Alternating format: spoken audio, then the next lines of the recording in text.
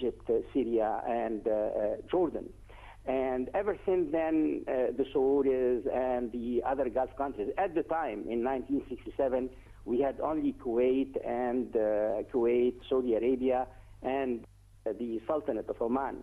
Later on, after the withdrawal of the British East of Suez policy in 1971, now there came into being Qatar, Bahrain, and the United Arab Emirates. So we have always held very excellent, from a strategic point of view, very excellent relations with all these countries. And I guess the position taken by His Majesty, the custodian of the holy shrines in Saudi Arabia, King Abdullah, last Friday, was a turning point, really a turning point in the situation, in the interest of the Egyptian position on the world scene. And I personally believe that hadn't been for this firm stand on the part of the Saudi government, I think that the declaration by the European yesterday would have been much tougher. And speaking of which, let's not forget that the Saudi foreign minister flew to Paris and met with the French president, right, and in the Élysée, and it was.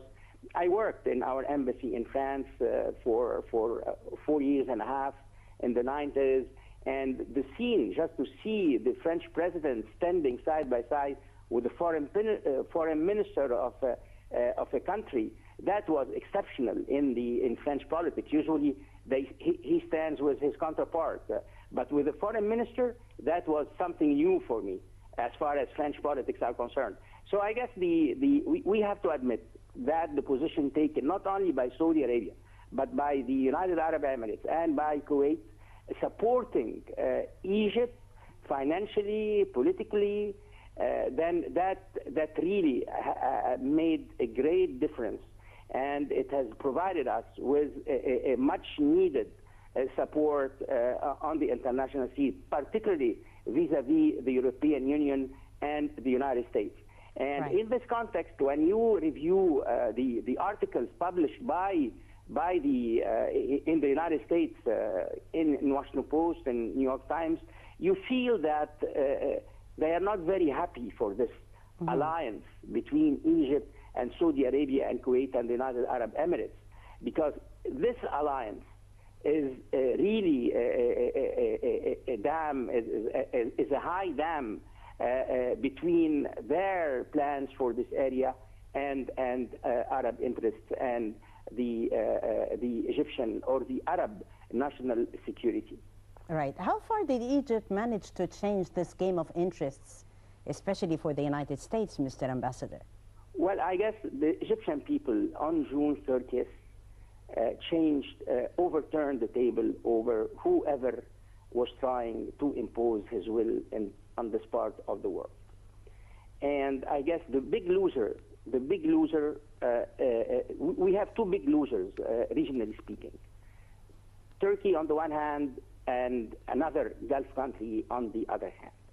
They were betting that they will be the leaders of a new green wave, not a new green wave, I would rather say a green wave in the Arab world, particularly in the leading Arab powers, Syria and Egypt, and that they would provide, they would be the chaplains of these new regimes in Cairo and in Damascus. And I guess the Egyptian people, madam, overturned everything, and now that's maybe this is the reason why the Americans, neither the Americans nor the Europeans would like to speak about the Egyptian people, because the Egyptians on June 30th completely undermined their plan for this region. And the Americans and the Europeans would usually like to strategize and plan far ahead. And they never took into consideration that the Egyptian people, after only 1 year of the MB rule in Cairo, would overthrow their rule. But we did it, and we have to we have to show them that we are going to fight for the success of this revolution, because we have regained our country. We have regained our country, and this is a further step on the road of a true democratic transition in Egypt, and hopefully in the rest of the Arab world. Definitely, Mr. Ambassador, Excellency Ambassador Hussein Haridi, former Assistant Foreign Minister, thank you very much for talking to Nile TV. Back to you, Dr. Walid, and as we shared discussions with Ambassador Haridi, he thinks that the stance was tough at Egypt in the first place because we managed to change the plans. We were talking about Plan B. Yeah, right, you are. We stopped at Plan B, shoveling papers of the American administration, right. Of course, I mean, I would say that His Excellency Mr. Obama is intelligent enough with his administration to seek Plan B. And of course, this would be applied by Her Excellency Mrs. Ambassador Ann Patterson in Egypt. To be intelligent, I'm sure they are intelligent enough to understand that they need to shovel the papers again and rearrange their resources. Now the ball, let's say the ball, in the feet of the Egyptians themselves, not with the Brotherhood anymore. You see, and by law, we are a state of law. So you should play with the winning horse, not with the lost. You already lost a paper, or it's permanent. I mean, the Brotherhood is a paper that's used and permanent. And I'm still a student in the political science scene, you know. All of us actually are like that. And again, politics is a game that you must understand the rules of the play. It's like a chess play. Yeah, the rules of the game. Right, you are. It's like chess play. So if you lost a soldier, or if you lost a horse, what would you do? You would cry, or you still be searching and looking for tools to play with. To seek a way out. Right. And now the States is trying to but the anti-situation that is trying to take against Egypt, as well as recruiting the European Union to be against Egypt as well, is not a good step in favor of the States. Egypt is an old ally to the States, and I mean, the interest of the state would be in keeping Egypt as an ally with the new regime, with the new roadmap, with the new Egyptians gaining back. With the new agenda that the Egyptians, that the will of the Egyptian people impose. Exactly. And of course, and it's very important to know that the military, what happened in Egypt is not a military coup. It is a people word. It is a people order. I mean, people is the source of power, as we said, and democracy means ruling people by people for the sake of people. Why did it take the West that long to understand that it is a revolution? Actually, they understand, but don't forget that the Brotherhood are very strong in the media outside Egypt.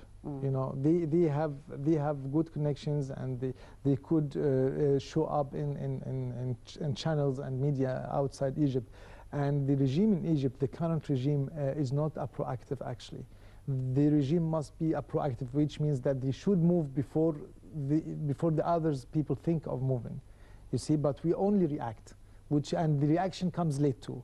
So this causes a problem, you know. So, for example, the Nile TV is a very important channel, and lately they have been doing a very good effort.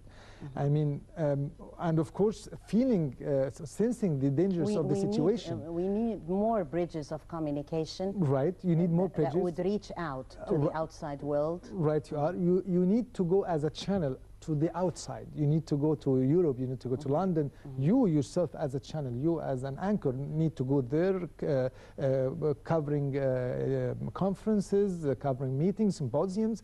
You need to represent Egypt, you know. You need to make there some kind of interviews about what happened in Egypt, clarifying the situation in Egypt, you know.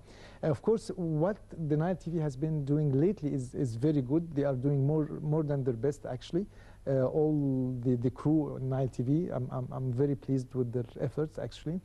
And but everything good can be It's a better. national duty to them. Yes, you're right, you are. I have this feeling, like when I meet all the crew in Nile TV, I feel that they are soldiers in the military, actually. They have such national feeling that they must defend their country, because we are Egyptians and all of us must cooperate to defend our country. So it is a mission, it is a national mission, it is a moral mission, an ethical mission.